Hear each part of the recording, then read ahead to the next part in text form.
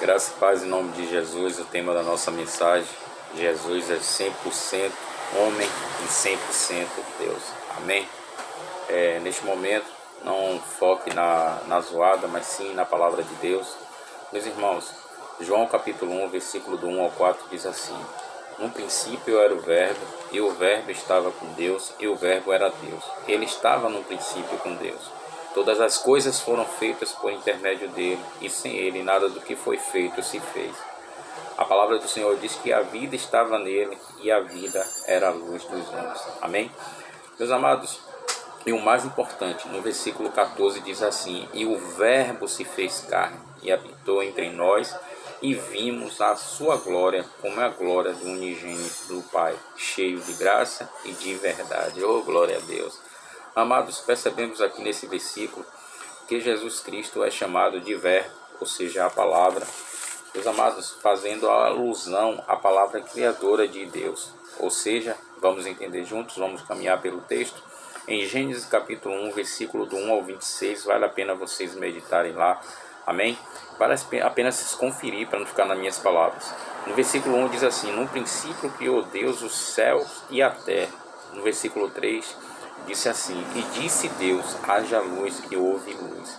No versículo 26, e disse Deus, façamos um homem à nossa imagem, conforme a nossa semelhança. Meus amados, e a palavra do Senhor diz assim: e tenha ele domínio. Amém? Meus amados, quando se deu a criação de Cristo, ou seja, ele estava presente como o próprio Deus. Ou seja, meus queridos, para que vocês possam entender, além da natureza humana, Jesus ele trazia em si, ou seja, uma natureza divina. Como Filho de Deus, Jesus, meus queridos, é ao mesmo tempo 100% homem e 100% Deus. É o tema da nossa mensagem. Vamos caminhar pelo texto em nome de Jesus. A Bíblia diz que em Filipenses capítulo 2, versículo 7, diz que mas esvaziou-se a si mesmo, tomando a forma de servo e fazendo-se semelhante aos homens. Ou seja, Jesus ele se esvaziou, ou seja, ele não renunciou os atributos divinos. Que atributos divinos são esses? De onisciência, de onipresença, de onipotência, de onisciência, meus queridos, a própria fonte, ou seja, de todo conhecimento, de plena sabedoria que Cristo é, a onipresença, ou seja, ele assumiu a forma de um servo e ocultou, meus queridos, a sua glória natural, ou seja, não para não ficar em minhas palavras, João capítulo 17, versículo 5, meus queridos irmãos, simplesmente tendo em vista o que? A salvação da humanidade, a salvação de todos nós, né? Por intermédio da sua encarnação. Ou seja, meus amados, Jesus ele assume a natureza humana de servo, oh glória a Deus, e se submete aqui à total vontade de Deus Pai. Assim, vamos submeter a total vontade do nome do Pai, do nome do Filho, do nome do Espírito Santo.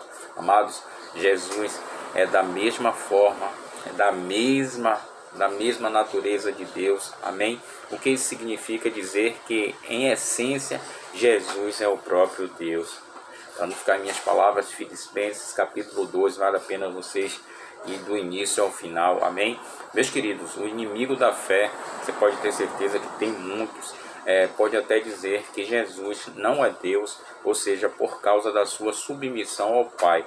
Submissão essa, meus queridos, vou dar um exemplo aqui para que vocês possam entender. João capítulo 3, versículo 16 diz assim: Deus amou o mundo de tal maneira que deu seu Filho unigênito para todo que aquele nele crer não pereça, mas para que assim tenha a vida eterna. Ou seja, Jesus é Filho unigênito de Deus, Pai e Filho, entendeu? E João capítulo 5, versículo 19, Jesus ele dependia do Pai. Já em 1 Coríntios capítulo 11, versículo 3, a palavra de Deus diz que Deus é o cabeça de Cristo, ou seja, Cristo está sujeito ao Pai. Ou seja, vimos aqui uma submissão. Amados, o nosso textuário é bem claro. No princípio era o Verbo, ou seja, Jesus, ou seja, a palavra, e o Verbo estava com Deus, e o Verbo, que seja a palavra, Jesus era Deus. Oh, glória a Deus. Amados, trata-se de uma submissão de ordem de ofício, de operação e não de essência. Deu para entender? Amados, ele é submisso na sua obra, ou seja, redentora, ou seja, resgatar, ou seja, comprar de novo, trocando em miúdos para que vocês possam entender, reconquistar aquilo que se havia perdido.